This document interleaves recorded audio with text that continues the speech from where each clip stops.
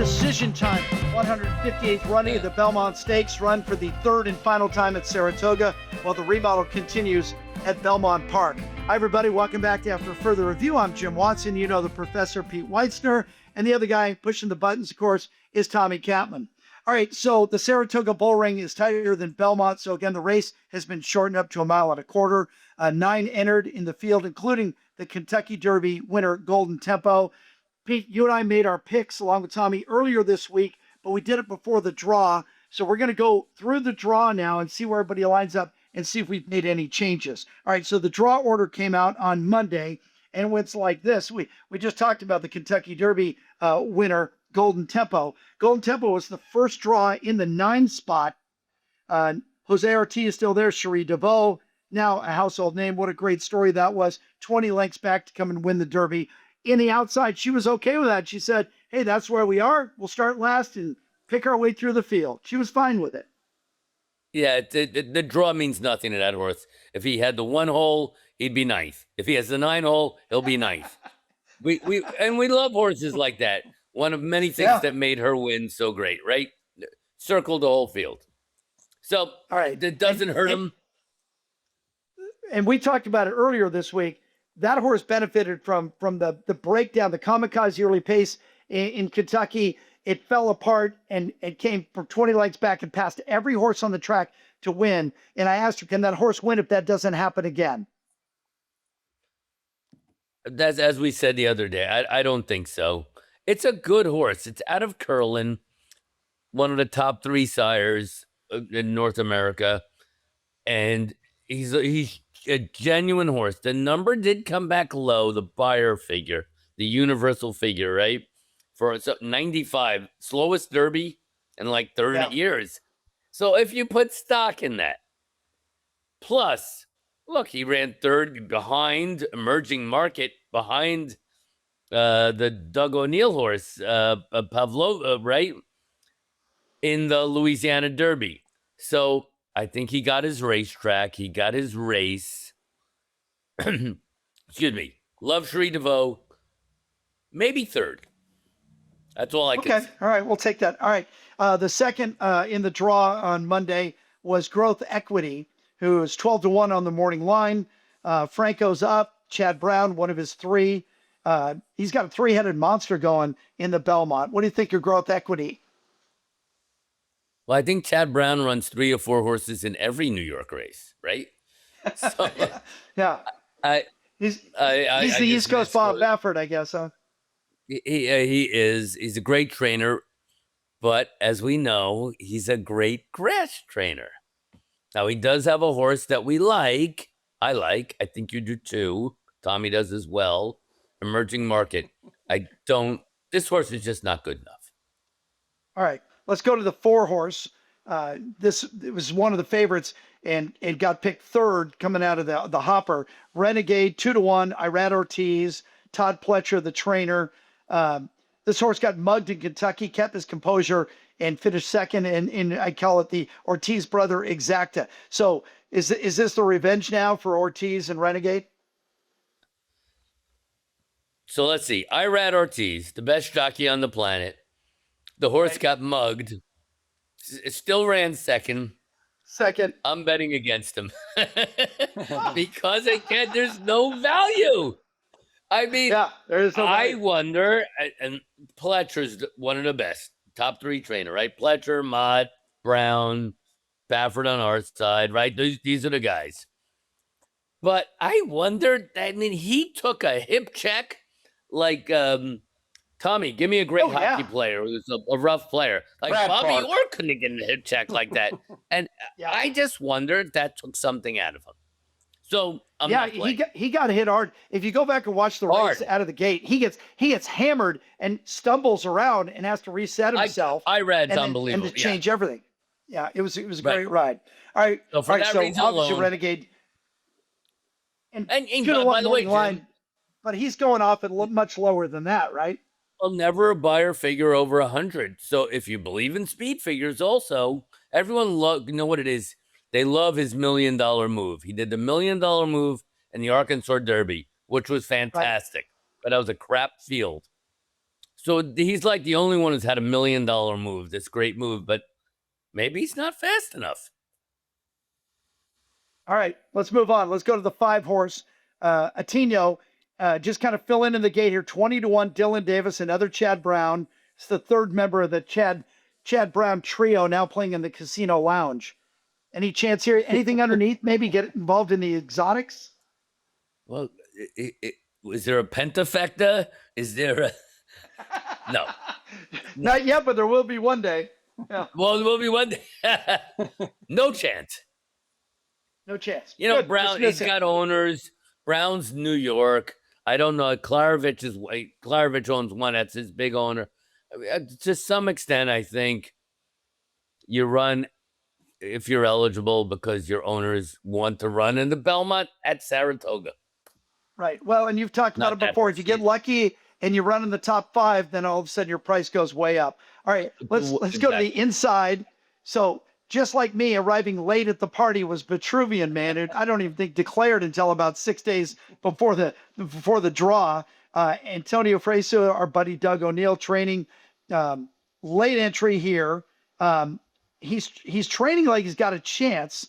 And O'Neill, and we talked about this before, has won 2 Derbies and a Preakness and needs a Belmont to get all 3 hats.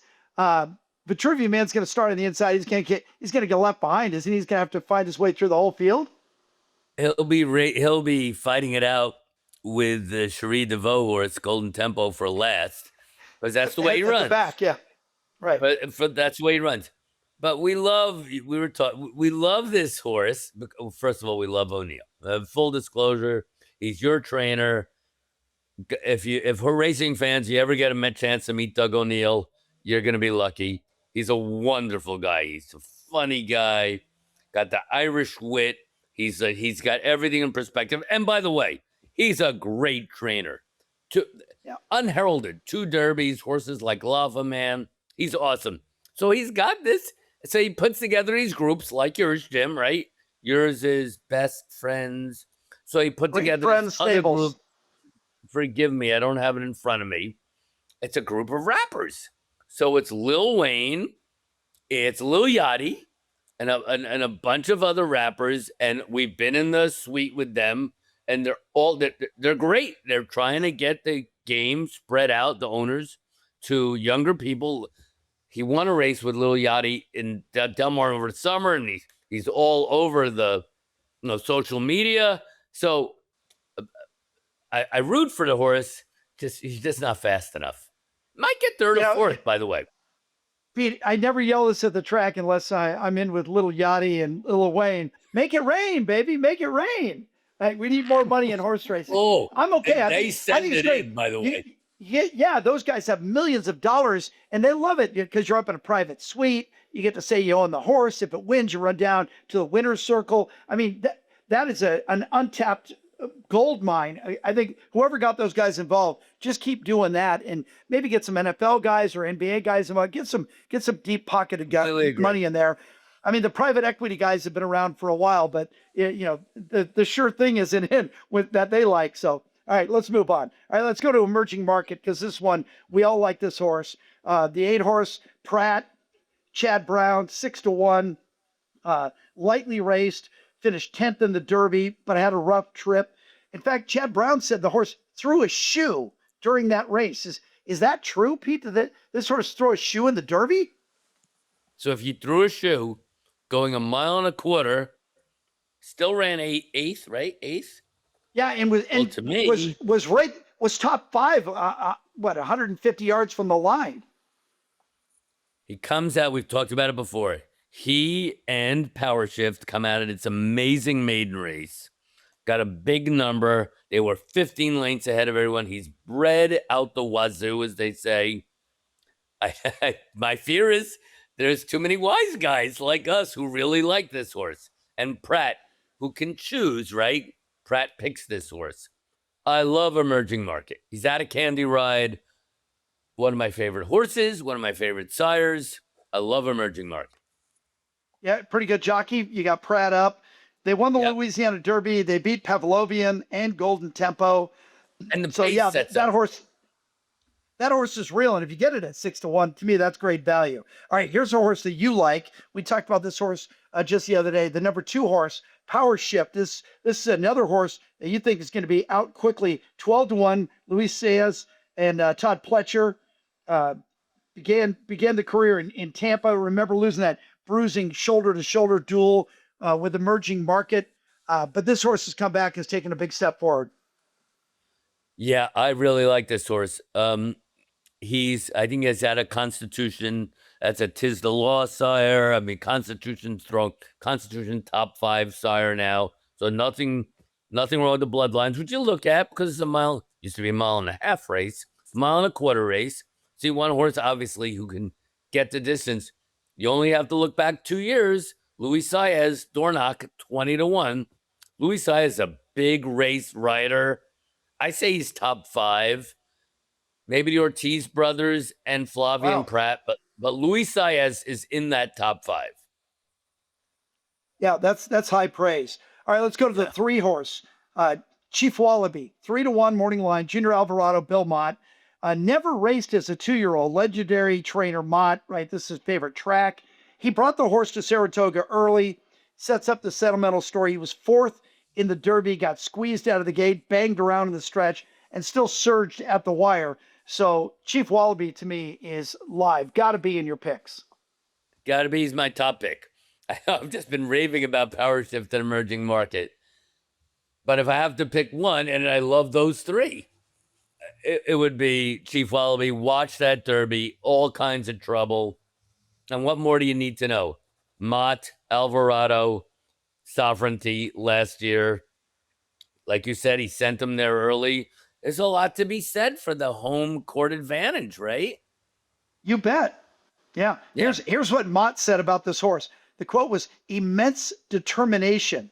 He said the horse is improving, has tactical speed, can stay near the front, and ran, I think, 2nd in the Fountain Youth to Commitment. So the horse has been up against great competition in different conditions, has had race trouble, and still has come back with big results.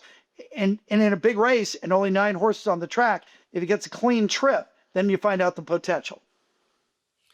I love Junior. I think he's one of the most underrated jockeys and has been for years. Yeah. Pilot of Sovereignty, as I mentioned. Yeah, this horse is live. Again, the unfortunate thing is we're not the only ones saying that he may even be second choice. I mean, the favorite, of course, is going to be Renegade. Yeah. But I don't know if we're going to get much value on Wallaby, but I love him. All right. I just invoked the name of Commandment. It's the last horse for us. The number 7 Commandment, 6-1. John Velasquez and Brad Cox won the Fountain of Youth when they beat Chief Wallaby, and Solitude Dude was in that race. Are we giving this horse enough respect? He's going to be the forgotten horse. He's going to go off 6-1 or better. He had a troubled trip. They all did in the Derby. Can't bet them all. That's a weak thing.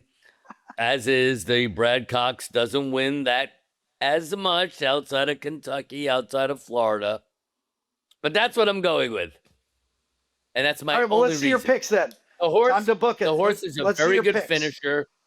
But in a race where there's not a ton of pace, I just don't see a way that Commandment wins. Does that make sense? Yeah. That's why I like Emerging Market, Power Shift, and Wallaby. They'll be up close. All right, well, let's see it. What were your picks? We saw them earlier. There it is. So you're going to stay with what you had earlier, right? Stay with Wallaby? Yeah, absolutely. Post draw meant nothing. I kind of like my trainers. It's a great, we talked about this when we did our first segment on it. Your trainers are all Hall of Fame guys. You should like them. That's the beauty of the race. Jockeys are all Hall of Fame or going into the Hall of Fame. $2 million race.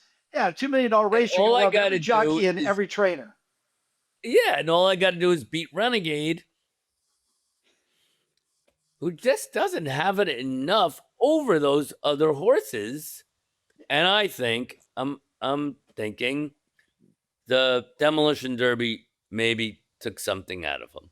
So I feel confident.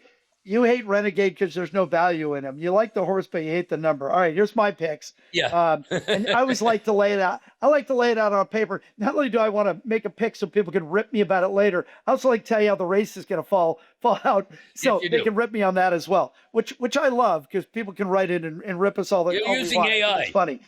All right, no AI. If you try to AI this, it'll say, "Sorry, we don't give gambling information." Thank you, nanny. Good Lord. I'm grown up. I know when to drink. I know when to bet. I'm a big boy. I've made plenty of mistakes. I've learned from those. All right, so here's how it goes. Emerging Market leads early with power shift. They try to contain the pace. Renegade stays close. Chief Wallaby striking distance. But unlike the first two legs of the Triple Crown, I said this the other day, it's not going to be won by a closer. It's going to be won out front. Chief Wallaby starts this run on the corner.